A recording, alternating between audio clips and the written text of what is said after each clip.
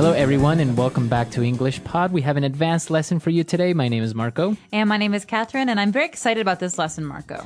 It's very interesting. It's about a very controversial topic and a very popular person in history, Charles Darwin. That's right. So he's most famous perhaps for his book, The Origin of the Species. And we're going to be talking a lot about science today. So put your thinking caps on. All right. So without further ado, why don't we listen to this dialogue for the first time?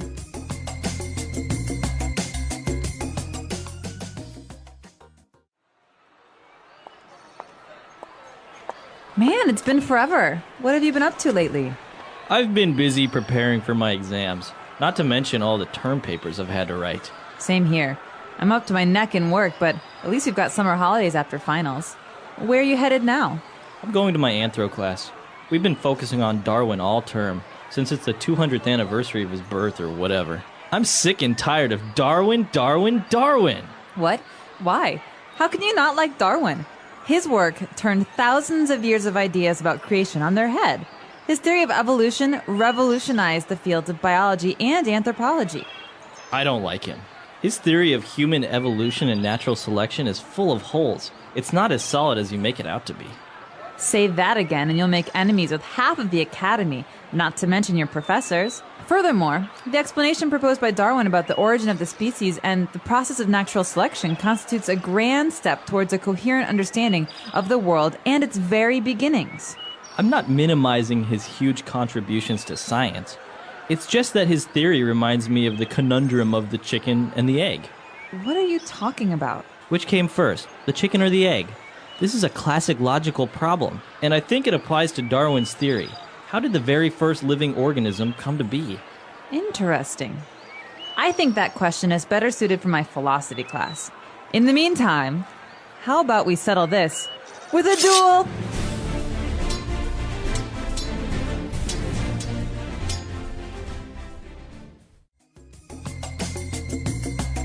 All right, interesting. They have very different views on Charles Darwin, right? They do, and they're both pretty nerdy people. This is a very nerdy university conversation that's happening between classes. Yeah, I think maybe they're like PhD candidates or something. Perhaps. All right, so before we get to talking about some of the ideas in today's dialogue, let's talk about some of the words and phrases that we hear to understand better what's going on. The first part we're going to talk about in today's language takeaway.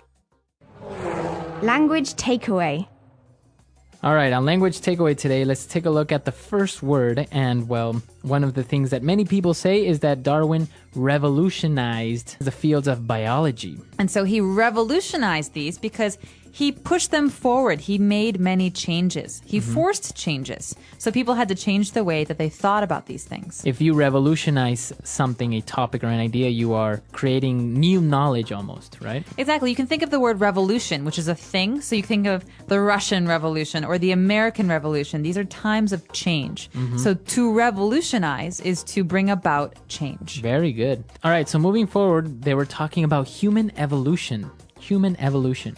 What is that exactly? Good question. So you're not a monkey, I'm not a monkey, but we come from monkeys, right? So we evolved. Right. So the process is called human evolution. That means the process by which humans changed forms to become what we are today. Okay, so you evolve. Now, is it evolution? You usually think of something positive, right? Something evolves into something better. Is it always that way? No, we have another word for the negative, right? So the positive is to evolve, to become better. To get worse is to devolve. Okay. To devolve, to go back and to kind of lose things that you had. Okay, interesting. And then they were also talking about Darwin's theory of natural selection. Natural selection. Okay, this is maybe one of the things that Darwin was most famous for, and that's why we've included it in this language takeaway, because it's a key phrase. It's something you hear people talk about a lot. Okay, so natural selection is a process, again, and it's the process by which stronger animals survive over time and weaker animals don't. So if there's a weak species, it can't really survive because it keeps dying and dying, and then finally there's no more. And so this is called natural selection because no one's actually choosing what animals will survive, but it's kind of a natural process. Right, Mother Nature is choosing it. Right. Very good. So natural selection, this is one of This is one of the things that Darwin is most famous for. And, well, as Catherine mentioned, Darwin wrote the book Origin of the Species. Right. So origin means beginning. So the origin of mankind, right? So there are many different kinds of animals. You could even say there are many different kinds of like mammals, but there are many different species within that. So human beings, black bears, koalas, chimpanzees. These are all species. And so a species is a classification. So the origin of the species is kind of a way of telling the story of how all these things came about. All right. The origin of the species. And the last one, this word is kind of strange. He talked about the conundrum of the chicken and the egg. Okay, conundrum. I love this word. It's very funny sounding. Yeah, it conundrum. Conundrum. It means like a problem or a riddle or something that's hard to understand.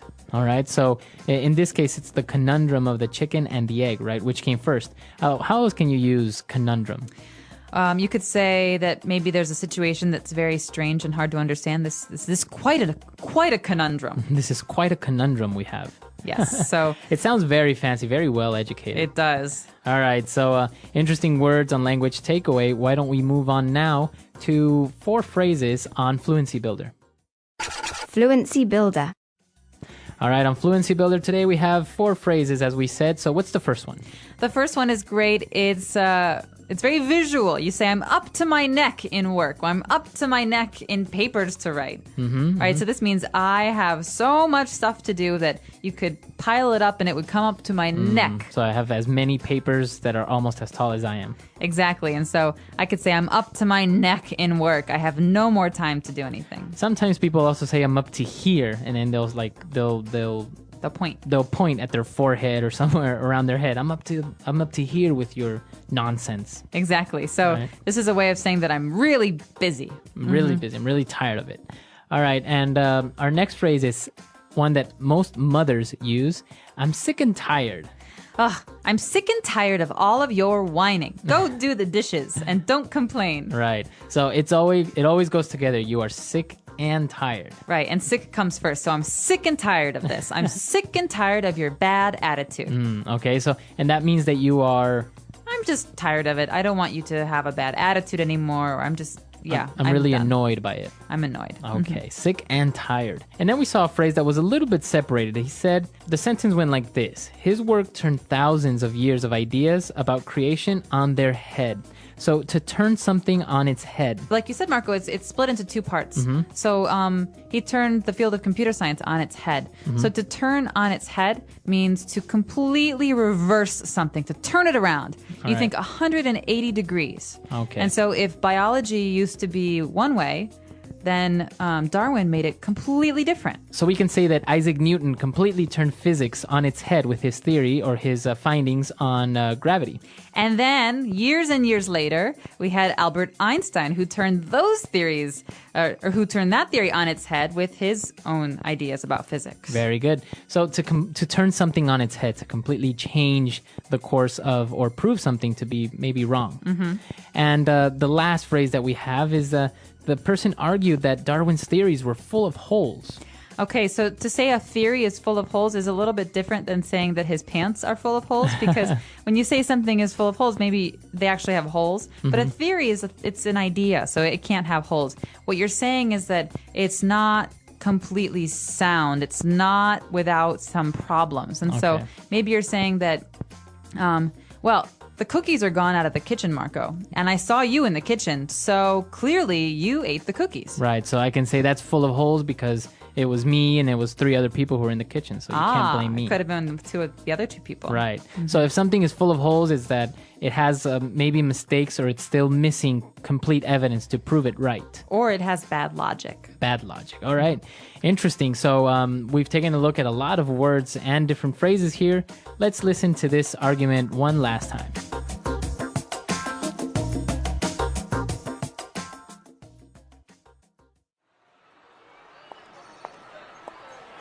Man, it's been forever. What have you been up to lately?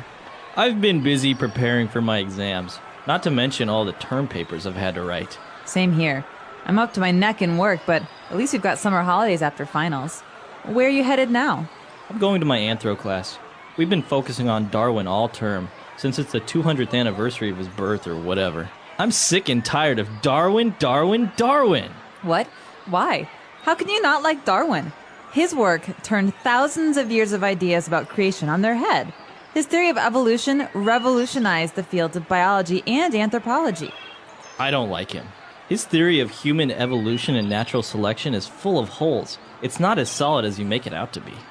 Say that again and you'll make enemies with half of the academy, not to mention your professors. Furthermore, the explanation proposed by Darwin about the origin of the species and the process of natural selection constitutes a grand step towards a coherent understanding of the world and its very beginnings. I'm not minimizing his huge contributions to science. It's just that his theory reminds me of the conundrum of the chicken and the egg. What are you talking about? Which came first, the chicken or the egg? This is a classic logical problem, and I think it applies to Darwin's theory. How did the very first living organism come to be? Interesting. I think that question is better suited for my philosophy class.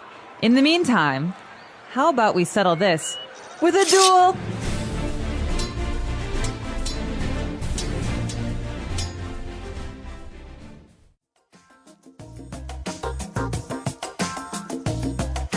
All right, we're back. So interesting, this Darwin's theories and his explanations for the origin of species and life as we know it. But there is the opposite to this, right? There is a certain thing called creationism. There is, and this is a big source of controversy, especially in the United States, because in some places, people want to teach creationism as well as evolution in schools. And so this is the big question. Are they still equal as theories, or is one theory more proven than the other? Right. And it is kind of hard to determine which one is better because one is based on faith. The other one is based more on scientific evidence, right? So they're not really even on the same scale. As we learned before, that's kind of like apples and oranges, right? It is, and there are some people who would say that we have lots of ways of quote unquote proving what happened in the past, but as long as we weren't there, we never really do know. Right. And there's always changes in science, so how can we be sure that what we know now isn't false, isn't misunderstandings? Right. I think for now, this is the best explanation, but that doesn't mean that it's the correct one. Maybe in 100 years from now, we'll have another explanation that's much better or maybe complementary to this one. Well, we want to know what you guys think. Come to our website, EnglishPod365.com. We really want to hear your opinions. What do you think about this topic? It is a little bit controversial, so we really look forward to your comments and any other questions you may have. Yep, and just a reference, creationism is the idea that God created the world or a superior being created the world and that everything came from that. And so let us know what you think. I am very curious too. And that's about it for today. All right. So, We'll see you guys there. Bye-bye. Bye.